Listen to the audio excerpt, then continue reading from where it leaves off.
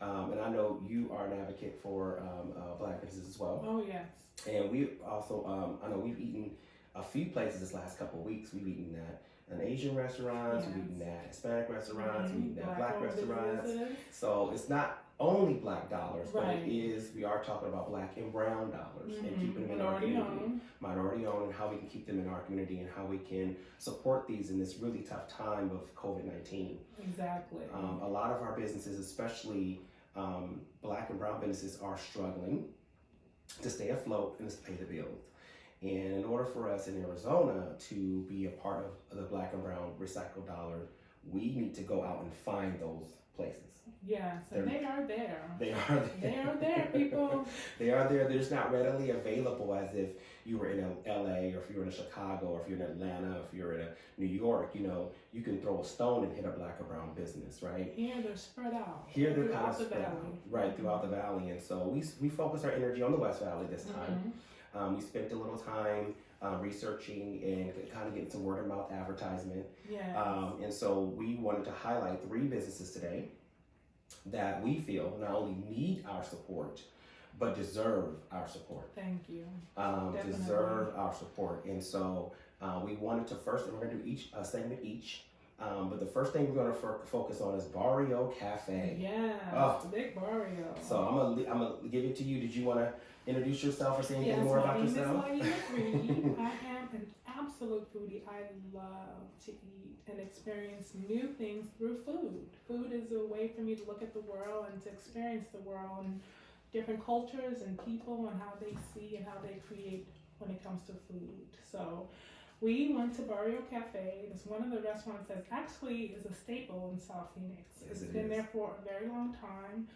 The owner has had her hands in a lot of creative projects to do in the community. They actually had a food pantry Yes. outside their restaurant. And That so, was- yeah, can we talk about that real quick? yes. So we went there probably about 3 weeks ago, on Friday, and we walked up, and it was a young child, Yeah, it's a young, maybe 10 or 11 10 or years old. 11, that was sitting, that was in front of this box, and was going in and getting food. Right. At the time, I didn't know what it was. Yeah. I wasn't sure. I thought it was maybe one of the libraries that they have in communities, where Right. they have the community libraries, the stands.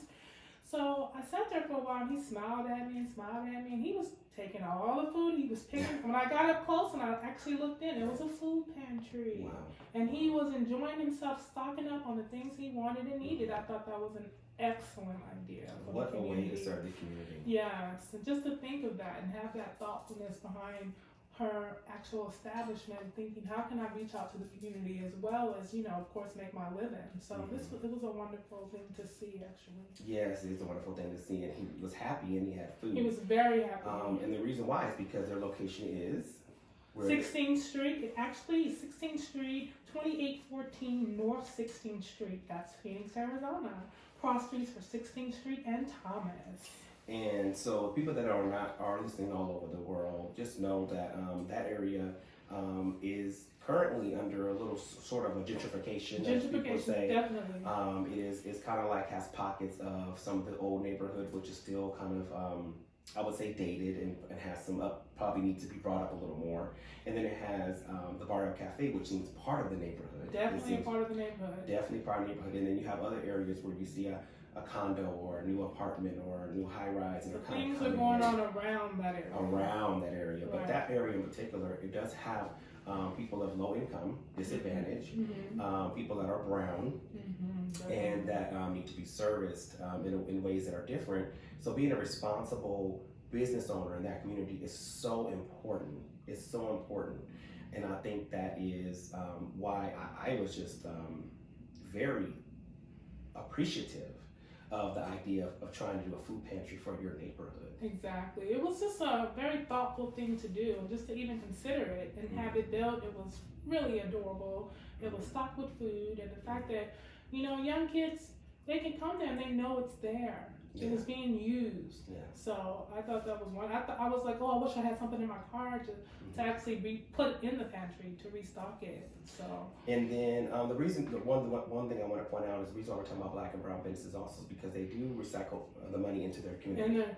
They give to their community. They are more likely to support a school, more likely to support a youth group or a sports youth group, are more likely to recycle those dollars back into their community than other businesses. And then looking at the statistics from the blackstarproject.com, it showed that Blacks in America have about a $1.3 trillion gross national income. Oh yes, there's a lot of money and resources that actually need to be viewed in these communities so we can build our communities and inspire others to open up businesses and so forth.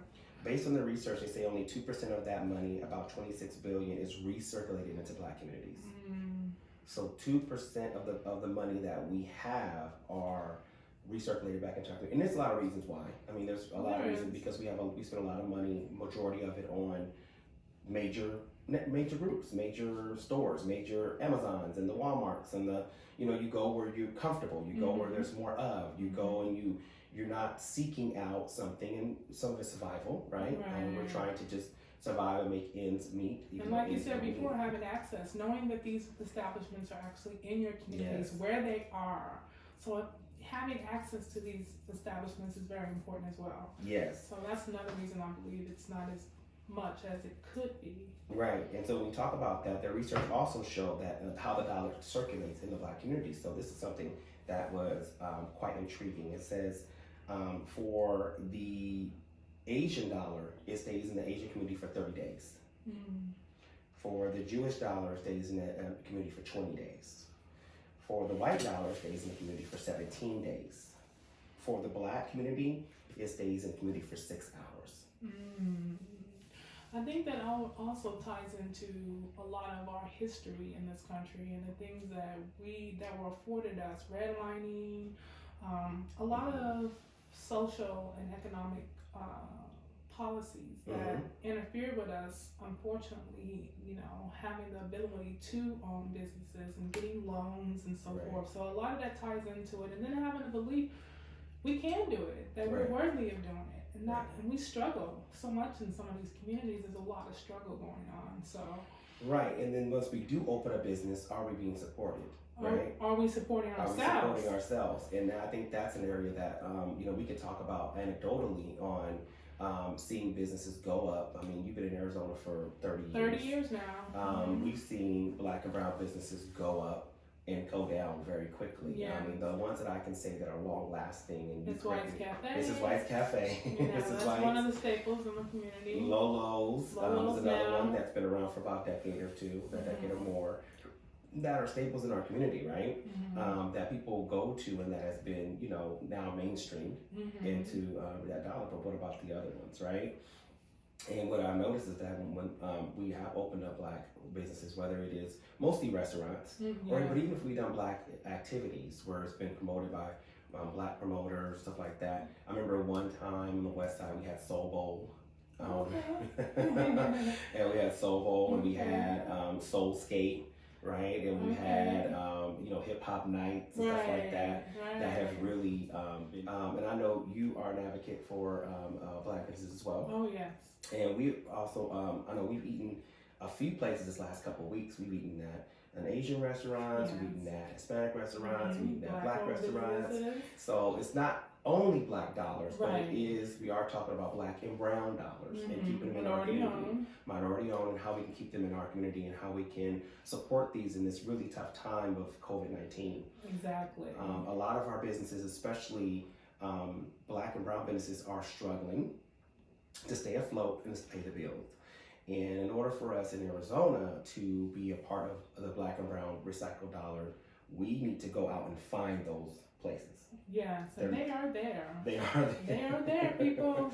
They are there. They're just not readily available as if you were in LA, or if you were in Chicago, or if you're in Atlanta, or if you're in New York. You can throw a stone and hit a Black or brown business, right? Here they're spread out. Here they're kind of spread out, right, throughout the valley. And so we focus our energy on the West Valley this time. We spent a little time researching and kind of getting some word of mouth advertisement. Yes. And so we wanted to highlight 3 businesses today that we feel not only need our support, but deserve our support. Thank you. Deserve